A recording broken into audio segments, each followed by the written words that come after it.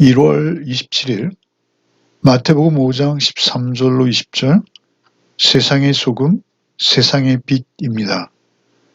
우리가 너무나 잘 알고 있는 이 소금과 빛의 비유에서 우리가 인식해야 될 것은 팔복에서 이미 세상이 아니라 하나님의 나라를 사는 자들로 존재가 변화되어진 자들, 심령이 가난하고 애통하고 그러나 세상적으로 보아서는 그들이 의를 위하여 핍박을 받는 상태에 있어서 불행해 보이나 하나님의 눈에는, 하나님의 시각에는 그들이 복받은 자라고 말씀하시지 않습니까? 그렇게 그들이 변화되어진 존재로서 그들의 삶, 그것이 소금이고 빛이다라는 것이죠. 그 존재에서 나오는 행동들이 결국 착한 행실일 수밖에 없다는 것이요. 그렇게 나오는 착한 행실이 그들에게 복이 되는 것이죠. 그 착한 행실은 또한 율법을 순종함에서 이어지는 것입니다.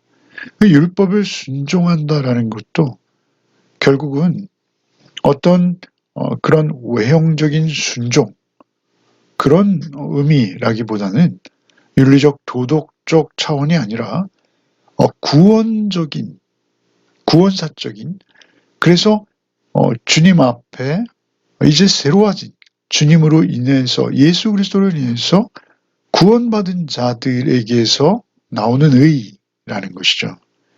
그러한 의는 바리새인과 서기관들의 의와는 류가 다르다라는 것이죠. 종류와 차원이 다르다라는 것이죠. 먼저 13절로 16절을 읽겠습니다. 너희는 세상의 소금이니 소금이 만일 그 맛을 잃으면 무엇으로 짜게 하려? 후에는 아무 쓸데없어 다만 밖에 버려져 사람에게 밟힐 뿐이니라. 너희는 세상의 빛이라 산 위에 있는 동네가 숨겨지지 못할 것이요 사람이 등불을 켜서 말 아래 두지 아니하고 등경 위에 두나니 이러므로 집안 모든 사람에게 비치느니라. 이같이 너희 빛을 사람 앞에 비치게 하여 그들로 너희 착한 행실을 보고 하늘에 계신 너희 아버지께 영광을 돌리게 하라. 먼저 예수께서는 너희는 소금이다 라고 말씀하세요. 우리가 주목해야 될 것은 너희는 소금이다, 너희는 빛이다 이렇게 말씀하신다라는 사실이죠. 너희는 세상의 소금이 되어야 한다. 너희는 세상의 빛이 되어야 한다. 소금 되고 빛 되어야지 그 조건 아래서 너희가 구원을 얻는 것이다. 이렇게 말씀하시는 것이 아니라 너희의 존재는 이미 소금이고 빛이라는 것이죠. 왜 이 소금의 그리스도인을 비유하셨을까요? 당시 소금은 부패를 방지하는 오늘날 냉장고와 같은 역할이죠. 그런가 하면 또한 맛을 내는데 사용되어지기도 하고요. 또는 심지어는 밭의 생산성을 높이기 위해서 거름으로 이렇게 쓰여지기도 했다라고 합니다.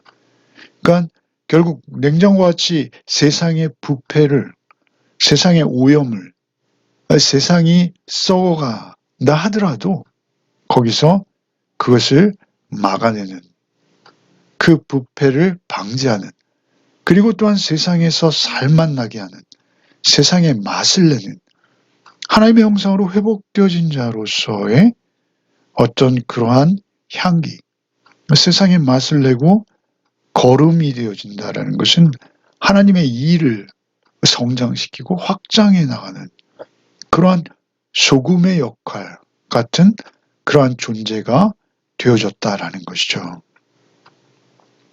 그리고 이제 또 다른 빛으로 그들의 존재를 설명하시는 것이죠. 빛과 대조되는 것은 어둠입니다. 세상은 어둠이라는 것이죠. 그 가운데서 너희가 있는 그곳에 그리스도의 빛이, 사실 빛은 예수 자신이 빛이시죠. 그래서 그 빛 대신 예수께서 우리를 찾아오셔서 우리 안에 내주하심으로 말미암아 우리가 예수, 말씀이 육신에 오신 예수의 말씀에 동의하고 그 말씀이 맞습니다. 아멘입니다. 예입니다. 라고 동의하며 우리가 우리의 삶을 살아갈 때 말이죠. 그 존재 자체는 빛이기에 사람들이 그를 뒷방 아래 두지 아니하고 모든 사람 앞에 비치게 할 것이다. 이렇게 말씀하시는 것이죠. 시대와 상황에 따라 다를 수 있어요. 사람들이 빛을 꺼트리려 하는 경우도 있고 또 꺼트려버리는 그런 경우조차 있습니다. 그럼에도 불구하고 그 존재는 영원한 빛이라는 것이죠. 결국 소금과 빛은 소금은 자기의 몸을 녹여서 그 일을 감당하고요. 빛이 역시 자기의 몸을 태우는 것이죠. 그런 희생과 섬김은 예수 그리스도만이 우리에게 모범이십니다. 결국 그러한 착한 행실로 인해서 하늘에 계신 너희 아버지께 영광을 돌리게 하라 라고 말씀하시는 것이죠. 그 착한 행실이 결국 하나님의 영광이 되어진다라는 것이죠. 하나님의 진리의 말씀이 우리 안에 들어오셔서 그 복음의 말씀으로 변화된 자를 인도해 가고 있을 때 그때 예수 앞에서 늘 yes, 라고 대답하고 말씀의 진리가 우리의 인격에 스며들어서 우리 정서가 예수 그리스도의 모습을 닮은 예수의 제자된 삶을 우리가 살아내게 될 때 그때 이제 우리는 세상에서 하나님의 영광을 반영해내는 존재로 이제 점점 더 짠맛을 내고 더 밝은 빛으로 우리는 비추어지는 삶을 살게 되어진다라는 것이죠. 이제 17절부터 20절을 읽겠습니다. 내가 율법이나 선지자를 폐하러 온 줄로 생각하지 말라. 폐하러 온 것이 아니요 완전하게 하려 함이라. 진실로 너에게 이르노니 천지가 없어지기 전에는 율법의 1.1획도 결코 없어지지 아니하고 다 이루리라. 그러므로 누구든지 이 계명 중에 지극히 작은 것 하나라도 버리고 또 그같이 사람을 가리키는 자는 천국에서 지극히 작다 일컬음을 받을 것이요 누구든지 이를 행하며 가리키는 자는 천국에서 크다 일컬음을 받으리라. 내가 너희에게 이르노니 너희 의가 서기관과 바리새인보다 더 낫지 못하면 결코 천국에 들어가지 못하리라. 예수께서는 당시에 많은 오해를 받으실 수 있었습니다. 그러나 예수께서는 스스로 율법에 대해서 변호하십니다. 율법이나 선지자를 폐하러 온 줄 생각하지만 폐하러 온 것이 아니라 완전하게 하려 함이라. 그렇죠? 예수께서는 분명히 구약의 제사 제도 양의 피를 흘리고 짐승을 잡아 피를 흘리고 그러한 성전 제사 제도를 폐하신 게 맞죠. 이제는 오직 예수께서 흘리신 보혈의 능력으로 인해서 그 대속의 피로 인해서 우리가 이제 그러한 성전 제사는 폐해졌음에도 불구하고 한 번에 영원한 대속의 은혜, 대속의 구속의 은혜를 얻게 되었다라는 것이죠. 그래서 이제는 그러한 성전 제사는 필요 없어진 것이 맞습니다.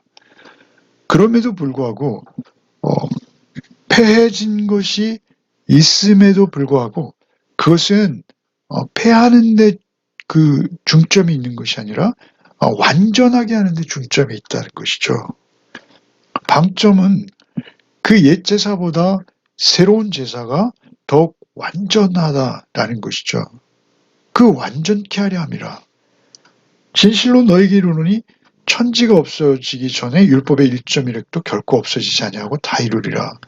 율법의 자꾸 하나 1.1획 헬라어나 히브리어나 뭐 이렇게 점 하나 찍는 걸로 인해서 뜻이 완전히 바뀔 수 있거든요.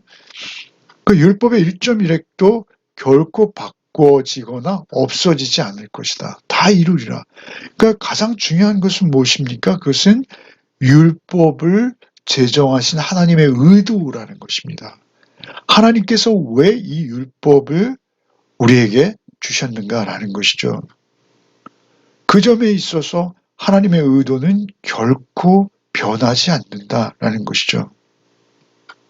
그리고 또한 그 율법의 근본적인 의도가 하나님으로부터 왔기 때문에 그것이 변하지 않을 뿐만 아니라 그 모든 의무가 우리에게 있고 그 의무가 더 높은 수준으로 우리에게 성취되어진다는 것이죠.